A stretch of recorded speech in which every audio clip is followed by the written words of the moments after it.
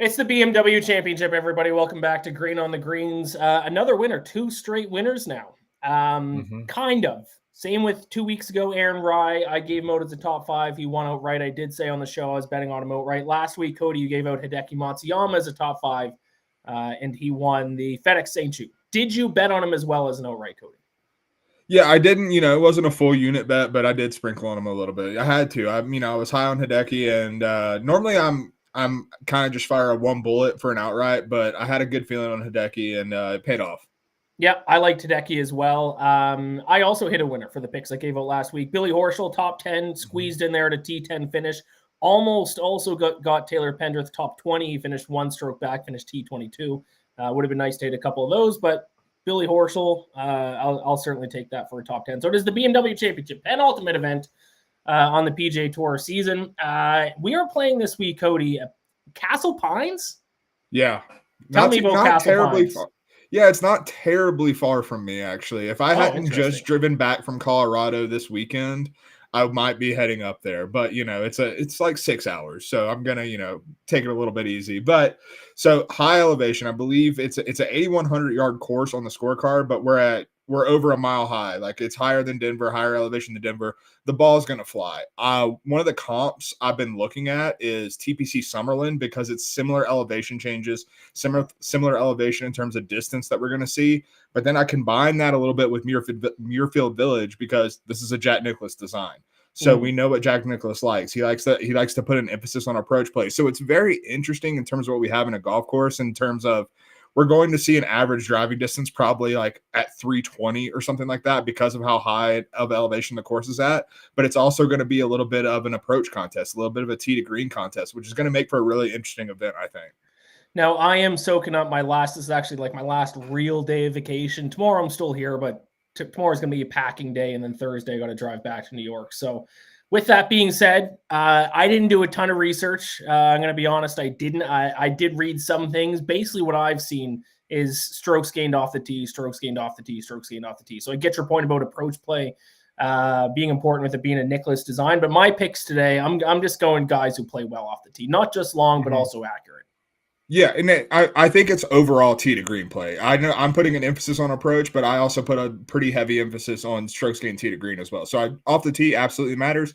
I do think that driving distance isn't necessarily a prerequisite. Like I have a guy who over the past 16 rounds of my picks has led the tour in driving distance, but that's not the entire reason that I'm picking him. Like I don't think you have to be like top 5 in driving distance to be able to succeed here. Like you just can't be a Brendan Todd or a Ches Reavie or that type of guy. Now, do you know why the BMW Championship is at this course? Because I had no idea it was at Castle Pines until yesterday. And we haven't seen a PGA Tour event at this course since 2006, was it? I think it used to be called the International. It used to be played at this course up until 2006. So course form is thrown out the window because there's none. I can pretty confidently say there's no golfer who played here in 2006 who's made it to the top 50 in the FedEx Cup standing. So you're like, why is it here? So the BMW rotates. I know that for a fact. Right. They have been rotating for years, and I would assume it's probably just to reach a different demographic. Like you think about Colorado PGA Tour events, there aren't any. So I would imagine that we are going to see the BMW potentially rotate through some of these areas that we're not as accustomed to seeing, especially because 2 of the 3 FedEx Cup playoff events are in the Southeast. So they want to diversify that as much as possible. Right.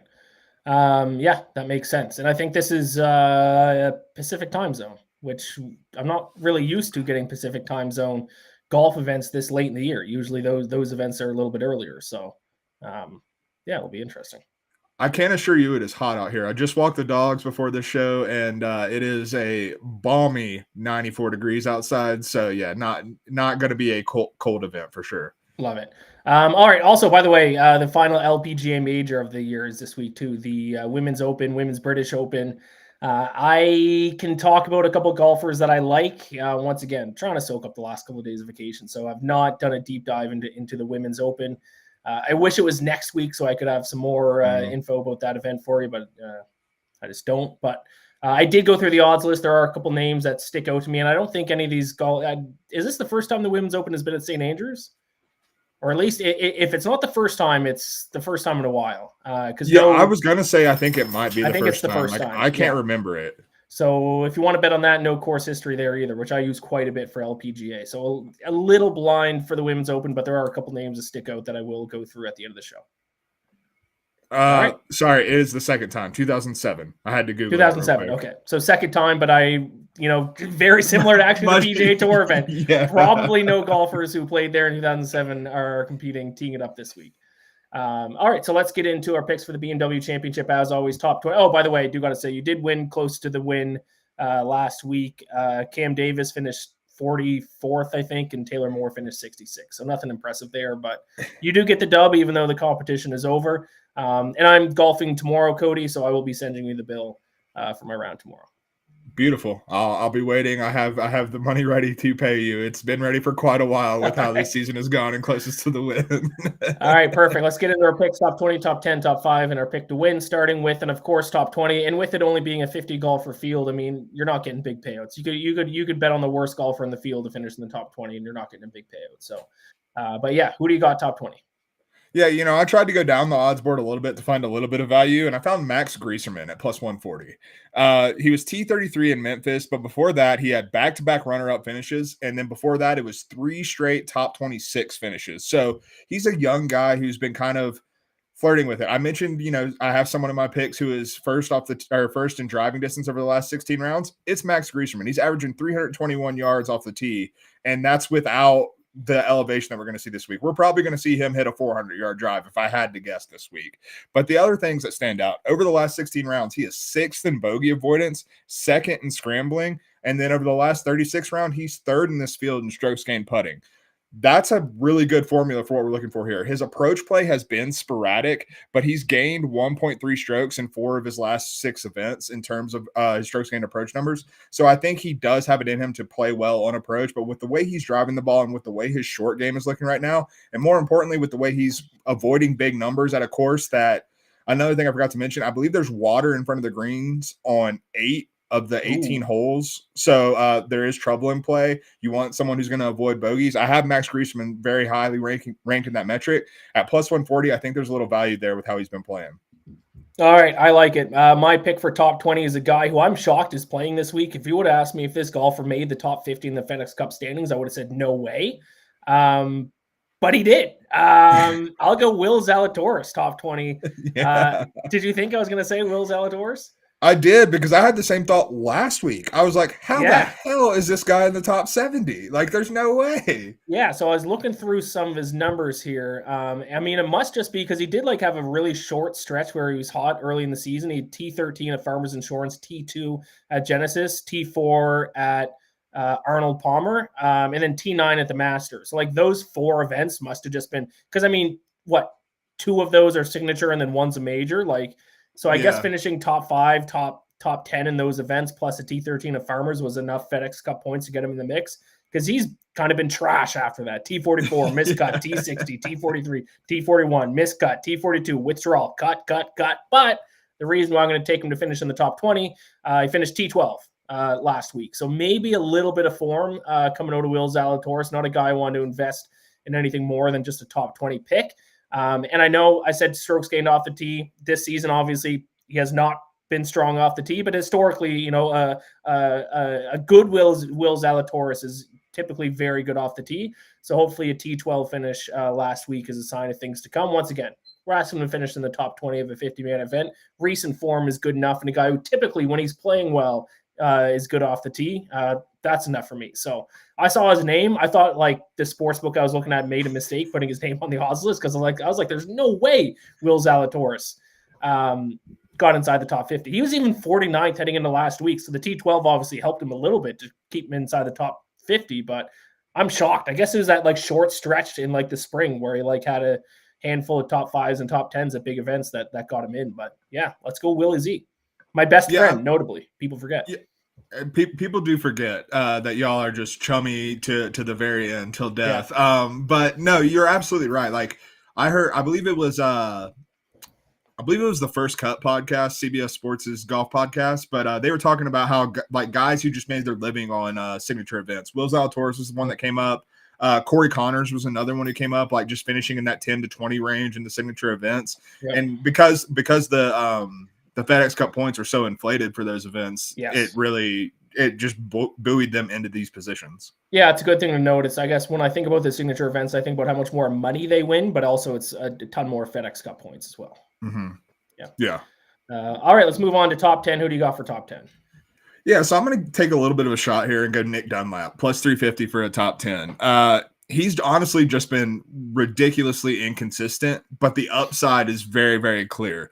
He won at the Barracuda, missed 2 straight cuts at the Wyndham and the 3M, and then came back and was T5 in Memphis last week. That pretty much just is what Nick Dunlap has become as he's turned professional this year. When you look at his pops, he's gained more than 6 strokes ball striking last week and 3.5 strokes putting that he gained. So when he pops across the board. His around the green game is still a little worrisome. But again, there's not like a whole lot of scrambling involved in this course. It's a lot of just avoiding trouble. So if his ball striking numbers are that way, that's what I like to see. The risk is why we're getting this price at plus 350 for a top 10, because his upside is absolutely there. He had in his last 6 events, he has 3 missed cuts and he has 3 top 10s. So I'm willing to take a 50-50 proposition. If he makes the cut, he could finish in the top 10 with the way his ball striking can pop, with how important I think that's going to be at this place, and with the fact that he has putted pretty well over his last 36 rounds. So I like Nick Dunlap this week, and I'm going to take a little bit of a flyer based on the price. All right, I like it because my top 10 pick is a little bit of a flyer as well. Not a ton to go off of, but this is a guy who's typically pretty good off the tee. And like I said, that's kind of the stat I'm leaning on here this week. So I'm going to go Benny On to finish in the top 10. 3-1 odds. Let's take some shots, especially because my pick to win, we'll get into it a little bit, is very chalky. So I'm going to take some shots in some other spots. And yeah, I like Benny On top 10 at 3-1. He heads into this event ranking inside the top. He's 23rd in strokes gained off the tee. That's on the PGA Tour. Don't forget, a lot of the guys who rank above him, most of the guys who rank above him did not make it into this event. I mean, guys like, Kurt Kitayama, I don't think is playing this week. Alejandro Tosti, certainly not playing this week. Hayden Springer, certainly not playing this week, I don't think. No. So even though he's 23rd on the PGA Tour, he's top 10 in this field in strokes gained off the tee, which I think will be huge this week. Now, he hasn't really exactly popped lately, but some pretty consistent finishes. 33rd last week, 24th at the Olympics, 13th at the British Open there a few weeks before that. So some pretty consistent play from Benny On. I do like that this course should be a good setup for him, just kind of solely based off his play off the tee. So I'll take a shot at him to finish in the top 10 at 3-1. I'm never in my life gonna hate on a Benny On pick. Yeah. Love the guy, and when he's so freaking talented. And he's been so good for most of this year that getting him at 3-1 for a top 10, that's worthwhile for sure. Yeah. All right, moving on to top 5. You're going with a guy who I don't know if we like. Obviously, one of the big names in golf. I don't know if either of us have picked him at all this season. Oh, I quite frankly hate betting on him. So, yeah, who does? Nobody likes betting on this guy. I mean, he's one of the worst watches on the PGA Tour, and that's Patrick Cantlay. And if you're a Patrick Cantlay, for real, right there. If you're a Patrick Cantlay fan, please reach out to me, because I'm convinced that those don't exist. That's not a real thing in this world. But quietly, Cantlay has been rounding into FedEx Cup playoff form, which we've seen him do, because if there's one thing we know about Patrick Cantlay, he loves a good payday. Like, that's what he absolutely loves, and he is rounding into form. He finished T12 last week, but over the last 16 rounds, he's actually 4th in this field in strokes gained tee to green, which shocked me when I saw that number. He's 9th in strokes gained approach over the last 16 rounds, and he's also 8th in bogey avoidance. The 2 potential comps that I mentioned, Muirfield Village and TPC Summerlin, those are 2 places where Patrick Cantlay has absolutely thrived. He thrives on Jack Nicklaus designs, and when he's rarely played at TPC Summerlin, we've seen him win there. So I do think that Patrick Cantlay is rounding into form, and he's at a course that theoretically should fit him well, and the form is sneaky. So I think even at plus 333 for a top 5, I still think we're getting value in this limited field. I finally watched the last 2 episodes of Full Swing season 2 recently, like maybe a month ago, and I forgot about the chant that the European fans did for Patrick Cantlay. And European fans are so much better than American fans and North American fans, Canadian fans in the same boat, about their ability to just come up with chants on the spot. Like, I don't know how the entire crowd were chanting, "Hats off for your bank account. Hats off for your bank account." Like, how do you like come up with a chant like that and then like spread it out across the entire crowd? And like immediately he tees off the first tee, they're singing that song. I mean, it's soccer fandom because you think of like soccer chants in comparison to like NFL or MLB chants that you see those crowds. Like, it's not even in the same stratosphere of quality. Like, soccer chants in Europe, I think, have trained European fans in any sport to just be better at that specific thing. Yes. When I went to the Copa America semifinal, Canada against Argentina, it was no more apparent than there because Argentinian fans had like 12 different like songs that they were singing throughout, and then us Canadian fans just go, "Let's go Canada!" Like, that's all we had. Argentinian fans would have like full like songs with like choruses and like dances that went along with it. Oh my god! Yeah, North American fans we got to get better in the chant department. We're outplayed. Yeah, I mean it's tough. Yeah, American fans don't do themselves any favors really at any point in any time. Yeah, but no, I do like the Cantlay pick outside of the fact that you have to cheer for Patrick Cantlay, which is always tough. I don't have to cheer for him. It's a win-win proposition, honestly. If he finishes in the top 5, I cash the bet. If he doesn't, I don't have to watch Patrick Cantlay. It's great. Yeah. All right, my top 5 pick. Like I said, I'm leaning on strokes gained off the tee. This is a guy I would not recommend betting on winning, even though I did it earlier this year. Where was it? John Deere Classic. I bet on this guy to win. It was a stupid move. I don't even know if he made the cut. But just give me Cam Young. I'll take him top 5. 6-1. Once again, like I said, my pick to win is going to be chalky, so I'm going to take a few shots in some other areas. Cam Young, top 5, 6-1 is where one of those shots is going to come. One of the best golfers in the field in strokes gained off the tee, 15th on the PGA Tour in strokes gained off the tee. And if we go just in the field, the only golfers better are Scotty, Rory, Victor, Xander, and Ludwig. So what, he's 6th in the field in strokes gained off the tee, if I did my math right there. So yeah, let's go, Cam Young. Let's get something going. I think he's 61st last week. So we're not even looking at good form. 22nd the week before at the Wyndham Championship. I guess that's decent. But like I said, I'm leaning on strokes gained off the tee. Let's go, Cam Young. I don't need you to win. I need a classic runner-up finish from you. I haven't pushed back on some of your picks in quite a while, so I have to do it with Cam Young. Please. My God, this man cannot putt. It is unbelievable. So in his last 7 events, he has lost strokes putting in 5 of them. Do you want to guess combined in the 2 events that he didn't lose strokes, how many strokes he gained? Not much. I'm looking at it now. Not much. 0.014. Yeah. That's how many strokes he gained combined. Like, he was basically just dead average, and those were his pop weeks with the putter. I'm just not like, I think we talked for so long about Xander Schauffele. You mentioned last week betting on Tommy Fleetwood to win outright. Like, there are these guys that just have something they can't get over the hump. I think Cam Young is the most egregious example of that. Like, he has it's not just that you don't know why he can't get over the hump. There's a very, very clear reason why he can't get over the hump, and there seems to be like no fix for it. Yeah.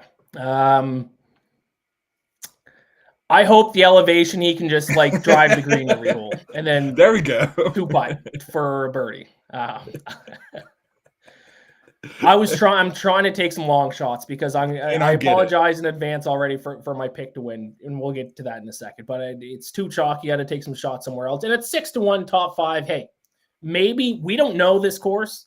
Maybe long drivers and guys who are going to be good off the tee. Maybe that is going to give them such a big advantage over the rest of the field. If that's the case, Cam Young could be in the mix. And that's a fair point. I'm not going to push back too hard because, like, the thing is with Cam Young, and I think what makes him so frustrating is he's obviously, like, I would say, like, a top 20 talented guy on the PGA Tour. Like, he is unbelievably gifted at this game of golf. And the fact that he has this one area that is just not getting any better, frankly, is just getting worse, is it's tough. Our pick to win for the BMW Championship. I have a feeling we're both parodies. Yeah, we are. As soon as you said it was chalk, I knew who yours was, and you shouldn't be shocked by mine. It's Victor Hovland. Coming off the T2 finish last week in Memphis, I think Victor Hovland is about to pop just like we saw him at the end of the FedEx Cup playoffs last year. Granted, his form top to bottom this season hasn't been as good, but it's Victor Hovland. It doesn't take much for me to buy in. He led the field in Memphis last week in strokes gained approach. He's now gained 4+ strokes ball striking in 2 straight events because he was and when he finished T15 at the Olympics, his ball striking was there. His short game let him down. But he's also been top 15 in bogey avoidance, which if you've watched a lot of Victor Hovland, bogey avoidance is a very critical stat for him because he had especially earlier in his career, he had a bad tendency to just go for it and when he probably should take the safe shot. So I think the fact that he's top 15 in this field in bogey avoidance bodes well for what he's doing right now. He's also saw the putter bounce back after losing strokes with the putter 2 straight events. So I think that we've seen him be a very good putter. I think this is a course that should suit him well. He tends to putt well on bent POA, so I like that as well. But with the ball striking bouncing back, with the comp to Muirfield, which we've seen him win at, and even when he wasn't in good form earlier this year, he still finished T15. He likes a Jack Nicklaus design as well. I think Victor Hovland, with his ball striking numbers getting back to the form that we're used to seeing from him, I think he's very much live, and I don't think the price necessarily reflects that. Yeah. I mean, I do like the pick. I just don't like that this is a guy you've bet on 25 times this season. I've actually cut back this year. Ludwig has taken the other half of those. So, you know, it's just a Scandinavian bet. Which Scandinavian am I going to fall back to? Yeah. Now, when I said I was going to take a chalky pick for my pick to win, you probably thought I was going to go Xander Schauffele. I did. Just give me the favorite. Oh, God. I know. It sucks. God. It's boring. Ian. We're running a golf pick show, and I'm coming on here telling you to pick Scotty Scheffler. Like, that's something groundbreaking. But I mean, the research that I did, and like I said, I'm on vacation. I didn't spend as much time as I normally do. But, like, every stat I look at, it's like, this is obviously the week Scotty Scheffler is going to win. Last week was not a good course fit for him. Last week, not a good course fit, not a good course history. Still finished solo 4th. He gained strokes putting. And everyone talks about Scotty Scheffler, his ball striking, rightfully so, his approach play. But off the tee is real. Like, I don't think enough people talk about how good of a driver, which is kind of crazy to say, but everyone talks about his irons. I don't think enough people talk about how good he is driving the golf ball. And if this week is strokes gained off the tee or just strokes gained tee to green, like you said earlier, Cody, like it has to be Scotty Scheffler. He's first in the field in strokes gained off the tee, obviously first in strokes gained approach. As long as he doesn't, puke all over himself on the greens, I don't see how he doesn't win this week. We're talking about a 50-man field. Mm-hmm. A 50-man field, and to be honest, plus 350, it sounds wild to say, but I do honestly think there is betting value on Scotty Scheffler to win at plus 350. Because if you translate plus 350 odds to implied probability, which I'm trying to do right now because I don't know it off the top of my head, 22.22% chance. Do you think there's a higher than 22.22% chance Scotty Scheffler wins this week? I do. I think there's like a 30 to 35% chance Scotty Scheffler wins this week. And if you agree with me, then plus 350 inherently has quite a bit of value. I know it's boring though. It's boring. It's kind of like sacrilegious to like have a pick show and you give out Scotty Scheffler because it's like, well, obviously Scotty Scheffler. But I mean, most events I haven't given Scotty Scheffler because a lot of events this season, even though he's a favorite, even though he was likely going to win, I thought the odds and the implied probability lined up. I didn't think there was value. I think there's value this week. I think he might win this event by 6 strokes.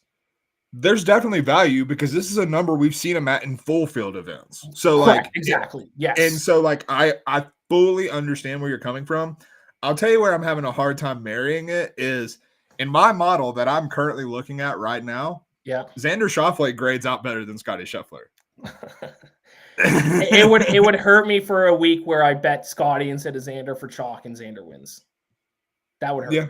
That would be painful. And so like I'm honestly like there's no argument to be made against Scotty Scheffler. No. Like he's Scotty freaking Scheffler in the year of our Lord 2024. Like he is a safe bet to probably win a tournament. Like legitimately his odds of winning a tournament when he tees it up are probably around 40% at this point. Like that's how damn good he's been. But at the same time, like I'm looking at this model and I'm knowing you, Ian, the biggest Xander Schauffele fan in the world. And I'm looking at my model having Xander Schauffele as the number 1 ranked player in this model. Yeah. And I'm like, he is setting himself up for tremendous amounts of pain. Xander's too good now. You're done with him? You don't kind of off the Xander. He's too good. I'm too much of a masochist to cheer for a golfer who's actually good and wins events. I need to cheer for guys who break my heart. He doesn't break my heart anymore. It's the Maple Leafs fandom coming out. Like, Falcons. And like, I only like to cheer for teams and players and athletes who are going to break my heart. He doesn't do it anymore. I need him to play hard to get a little bit. I need to bet on him, and he needs a choke on Sundays again. And your fallback to that option is to bet on Scotty Scheffler. Right. If I'm going to bet a winner, I may as well bet Scotty Scheffler. It's true. I understand it fully. Closest to the win. As always, this is our pick for a golfer with 100-1 odds or longer to win. And the golfer that finishes further up the leaderboard or close to the win gets a point. I've already won the competition, but we're still going to do it. Not many golfers at 100-1 odds or longer in a 50-man field. But the guy who you picked, I was kind of shocked. He's 125-1. Yeah, it's Max Homa at 125-1. Let me be very clear. His form says he deserves to be 125-1. Yeah, he was dead last week. He lost 10.9 strokes with his ball striking alone, and he also lost around the green with the putter. Max Homa is just lost in the wilderness right now. This is literally about the fact that you look at the golfers who are 101 or north of that. No one has the pedigree that Max Homa does. And we've also seen Max Homa really, his short game has been the one thing that's held him relatively together. His ball striking has been bad all year long. His short game has kind of held him together. He's putt well on bent POA. He putts well on fast greens. So I do think he's going to have at least a little bit of the short game working. If I can get anything from the ball striking department that resembles what we're used to seeing from Max Homa, then he's being undervalued at 125-1. That's simply why I have him picked here. The numbers don't back it up. He has been playing awfully. I fully understand that. But when you see Max Homa at 125-1 of a group of what? It was like 9 guys who were 100-1 or north of that. Like, I just have to gravitate towards Max Homa. Yeah, don't blame me whatsoever. I actually love my close to the win pick. This might be my favorite name that I've put out here on this show. Don't like him to win, but I mean, you could take him also top 20 or top 30 or a cheap DFS option. He's at 110-1 to win. That's Austin Eckroat. Okay. First of all, like I said, I'm going to lean on strokes gained off the tee. He's 28th on the PGA Tour this season, the strokes gained off the tee. So probably in this field, 15th-ish, between 10th and 15th in strokes gained off the tee in this field. Pretty good form too. Solo 6th at the Wyndham Championship T18 last week. So that's good enough for me for a guy at 110-1. Good form. Great at the number one stat that I'm looking at this week. Why not? I got no qualms with Austin Eckroat. I think he's a very good golfer. He won on the PGA Tour this year. That's why he's in the top 50. So yeah, can't fault you there. There you go. He won the Cognizant Classic. People forget. People forget. Much like Will Zalatoris being your best friend, people forget. Yeah, people do forget. All right, that does it for our Wyndham Championship picks. Really quickly, a couple names that stuck out to me for the Cody, and I don't know if you have any picks here, so I'm not going to pressure you here for any names. I have nothing. For the women's Open, the Women's British Open, the final major of the LPGA season, it is worth noting. What happened to Nelly Korda? I asked that because nobody in golf media is asking what happened to Nelly Korda. Could you imagine if Scotty Scheffler, after the run he was on in mid-June, all of a sudden couldn't even finish in the top 20? It'd be the leading story. But nobody's asking what happened to Nelly Korda. She was winning just as often as Scotty Scheffler, every week. And she is, since her last win, has finishes of miscut, 26-22. What happened? Can I make an observation specifically between the Nelly and the Scotty comparisons? Because I do think it's interesting when you break this down. Because I agree, more people should be talking about Nelly's decline. But the one thing I would point out is that Scotty Scheffler last year, when we were talking about Scotty Scheffler, it was the glaring weakness in his game, and the start of this year, if we're being honest too. It was the glaring weakness, the putter. He just couldn't putt. He couldn't make enough putts, and it was becoming a bigger and bigger issue. He switched the putter, and that seemed to just stabilize completely everything. There wasn't anything necessarily that was switched in Nelly Korda's game. It was like a switch flipped, and she just started playing like an unbeatable force for a little bit. And so, Scotty Scheffler's ball striking numbers were already at the unbeatable force level. He just needed to be an average putter, basically. Right. Nelly Korda needed to elevate literally every part of her game to go onto a similar type of run. And so the fact that she's fallen back to earth is a little less surprising than if Scotty Scheffler were to do that same thing. I agree, and I think that's a great point. And actually, during Nelly Korda's run, I wasn't betting on her because I was looking at her at the strokes gain data.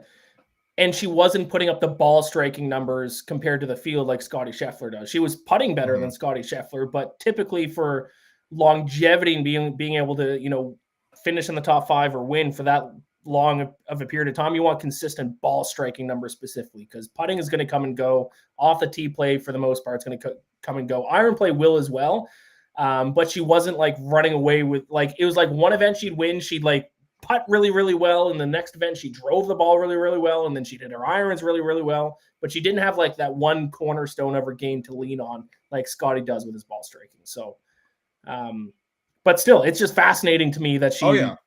And the reason why I bring that up is because she's not the favorite this week. Or at least I think at some places she is the co-favorite with one of my favorite women golfers, Ayaka Firaway. So obviously I like her again, 12-1. I mean, earlier in the season, you can bet on Firaway at like 20-1, 25-1. I did a lot. She didn't come through for me. And now that she won an event that I didn't bet on, now the value's not quite as there as it used to be. But her strokes gain data, she's been the best golfer, better than Nelly over the past probably 2 months, month and a half, 2 months. 2 months, 8 weeks, 9 weeks, 10 weeks. 2 months. So Yaki Firaway, I still think there is some value there on 12-1 to her. I want to give out a little bit of a long shot here. A young golfer, I still think maybe a little bit early in terms of betting on outrights, but at her price this week, I think she's like 90-1 this week. She's going to be good to bet on, I think, maybe early next season or maybe even the next year after that, and that's Gabriella Ruffles. But still coming off a very good finish last week at the Scottish Open, finishing 6th. She's at 90-1 this week. She's than that, 100-1 on BetMGM. There you go, 100-1. I mean, if you want a long shot, she shouldn't be 100-1. I would price her more like 50, 60, maybe even, I wouldn't even go 70. Like 100-1. Is she going to win? Still, she is rightfully a long shot, but 101 odds is crazy for the way that she's played this season. And then maybe even the Olympic champ, Lydia Ko. Why not? She won the gold medal a couple weeks ago, 9th at the Scottish Open last week. I didn't get a chance to dive into this as quite as much as I have in past weeks, but take a look to see how they've done in Open Championships in the past at Links golf courses and the Scottish Open last week as well, obviously. But my 2 main picks, Firaway, 12-1, and then for a long shot, Gabriella Ruffles, 100-1 at MGM.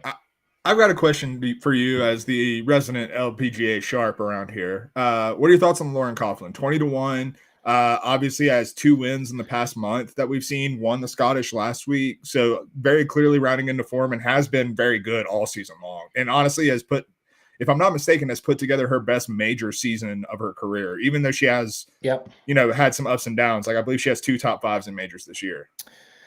That was a name I wanted. Like if I had more time, I would have dove into, because I haven't gotten the chance to see like specifically how she's been playing the past few weeks while I've been on vacation. But I know like throughout the season, she was being a little undervalued. I bet on her a couple times for sure. I didn't bet on her when she won, obviously, but I'd be curious what her strokes gain numbers have said the past few weeks, because I know she won this past weekend as well. So I don't have any insight on how she's played recently, but she was undervalued in the. Do you have her odds to win this week now? I'm 20-1.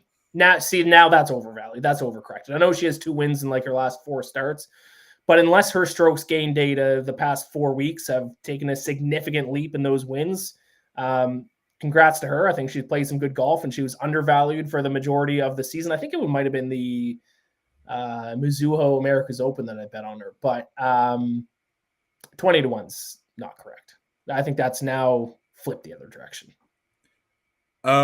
So the numbers, so she's won her last 2 starts. She won the CPKC Women's Open, which would be the one that I called on this show, not to, toot my own horn there, but, and then the Scottish Open. And it's kind of just been all around performance, man. At Scottish Open, she gained 10.1 strokes tee to green, also gained 8.5 putting. She gained 6.7 tee to green at the CPKC, 9.92 putting. So she just kind of has everything working right now. Yeah, I just want to see overall. Yeah, right now she's obviously in fantastic form. Actually, overall surprising, actually. Maybe I take back what I just said. Overall, she's now jumped up to 3rd in strokes gained total this season. She has played just that well the past handful of weeks. So maybe 20-1 is the play. Obviously, a little bit of a big ask for her to kind of take the leap and win a major, because winning an LPGA event is one thing, winning a major is another. I would still rather Fureway, who has significantly better numbers, now has that major win under her belt already at 12-1 over Coughlin at 20-1. But yeah, her numbers are, I'm just looking at them now. First time I got the chance to look at them in a few weeks, are better than I imagined, for sure. So, yeah, good for her. Yeah, I just wanted to throw her name out there, considering she won last week at the Scottish, and you had referenced that a couple of times. So, she's obviously been hot. So I wanted, just wanted to gauge what your interest level there was. And obviously a fan favorite, a lot of things to like about her. She's done some podcasts with No Laying Up, and she was like a late bloomer. Like this is her breakout season, and she's 31. So it's a cool story. I think she wanted to quit the game a couple of times, didn't, kind of kept with it, and now she's, one of the better golfers in the world at 31. So yeah, I'm not betting on her. I'm still not betting on her at 20-1. I'd like to see what her like top 10, top 5 odds are though. Like if they're even remotely like decent value, like that's something I'll be taking a look at. Yeah.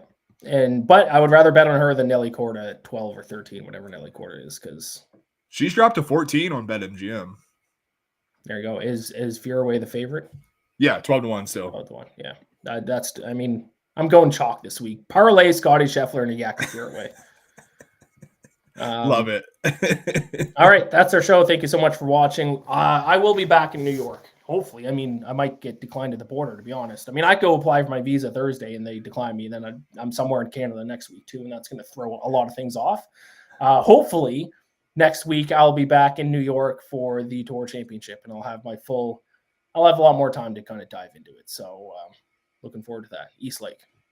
Yeah, we're going to have to get a little creative, because I don't think the top 20 picks are going to offer much value next week. So we might have to get a little creative, like maybe do something on the shadow leaderboard or something like that. I think what we did instead of top 20 a couple of years ago was we picked our favorite golfer that's starting at even. Oh, okay. Yeah, that makes sense. I like that. Yeah.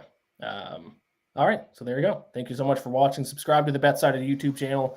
Give us a like, leave us a comment for who you are betting on this week. One more week to go in the PGA Tour season, and the President's Cup in a few weeks as well. People forget, in my home country of Canada. I was hoping I was going to be able to go, but I got a busy next couple months. I got a bachelor party, got a wedding. I'm going to be jumping all over the place, so I will not be attending it. But it is in Canada, and the President's Cup Team World, we'd be looking a lot better if LIV didn't exist, because we got a lot of international guys who aren't LIV. That's going to hurt us. So we will lose, but maybe it'll be a little competitive.